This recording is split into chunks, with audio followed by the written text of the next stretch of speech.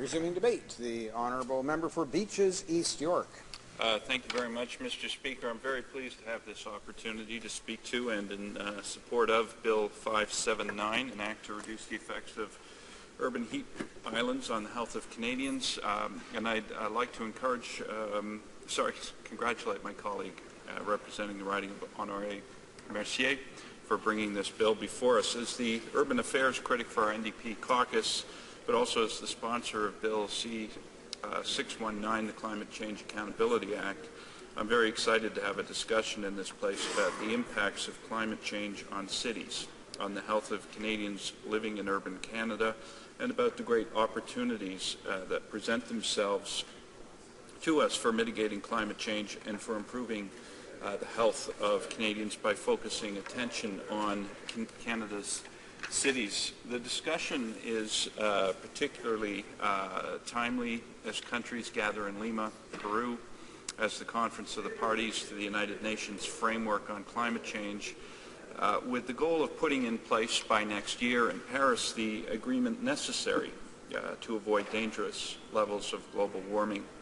To succeed, that agreement needs to include the world's largest emitters, Mr. Speaker, and while this government likes to point to the fact that we, Canada, are responsible for only 2% of global emissions, that places us within the top 10 greenhouse gas emitters globally.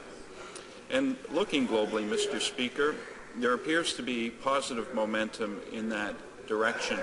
Specifically, the recent agreement between the world's largest emitters, China, and the U.S. holds out promise that we have turned a corner on this issue. Only 5 years ago in Copenhagen, these two countries pointed fingers at each other, accusing each other of sinking global efforts at mitigation. With this agreement, things will change. China has agreed to slow and then to halt greenhouse gas emission growth by 2030. The U.S. has agreed to reduce emissions by nearly 30% by the same date. So things will change, but it is also worth noting that this agreement stands as a clear sign that things have already changed. The simplistic contradistinction between economic growth and emission reductions no longer stands. There are new energy economies that these countries are engaged in and can profit from.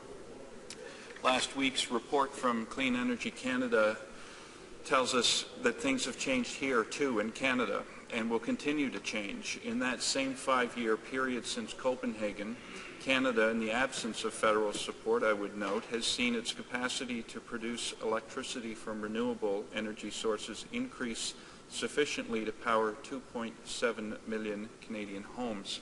And the clean energy industry in Canada is still in its infancy.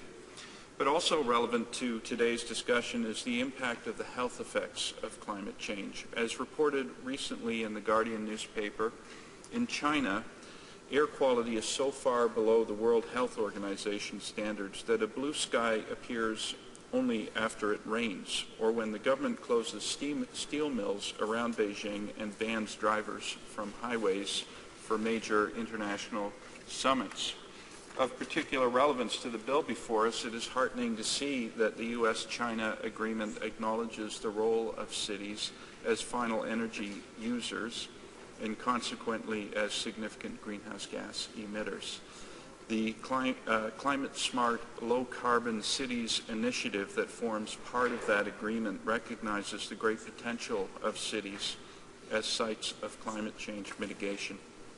Now, of course, the times don't look particularly propitious for us here in Canada in light of the revelation this week that this Conservative government, contrary to its commitment, has no intention of regulating emissions in the oil and gas industry in Canada.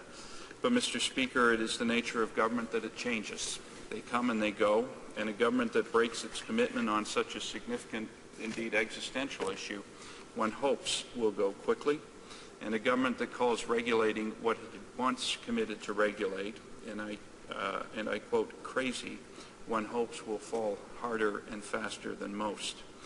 Now, as per the bill, we're talking specifically about urban heat islands, and the call is in the bill for the Minister of Health to establish a national strategy to reduce the negative health effects of heat islands.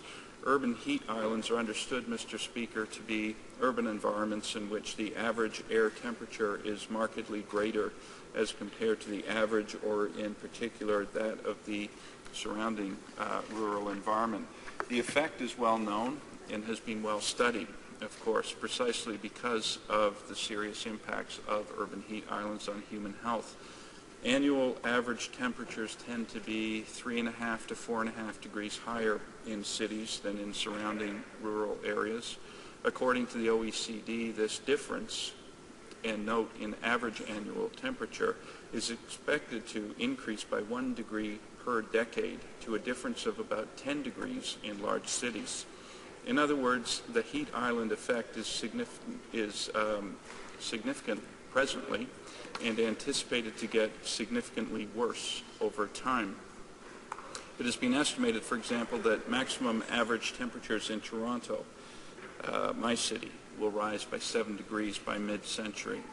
That means, Mr. Speaker, that the extreme climate events, such as heat waves that we are experiencing as a result of generalized global warming, will also become worse in urban areas as a result of the heat island effect, or more properly, the conditions that give rise to the heat island effect.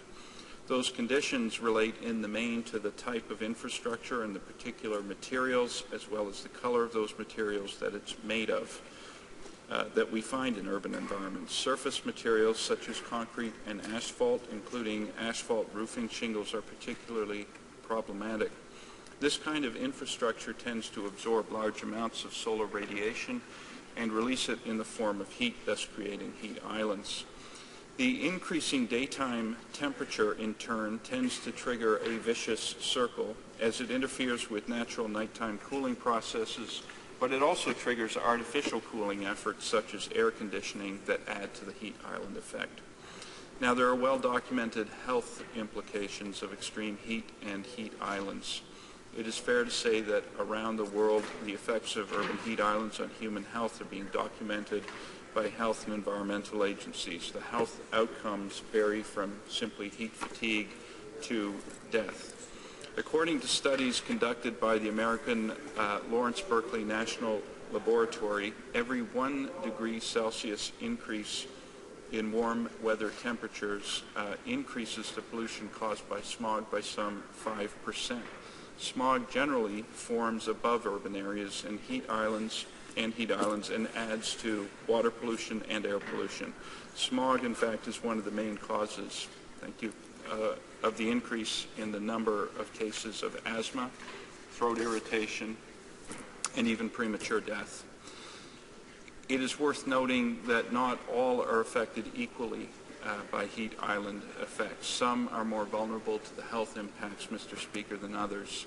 Seniors and youth are particularly vulnerable, but so also are the poor and disabled, shut-ins, the homeless, those unable to afford or without access to air-conditioned shelter. There is clearly and notably a social equity issue here, Mr. Speaker. This is a matter of climate justice and not just a generalized matter of human health. Let me end with what I think is some good news, Mr. Speaker. About 80% of Canadians live in urban Canada.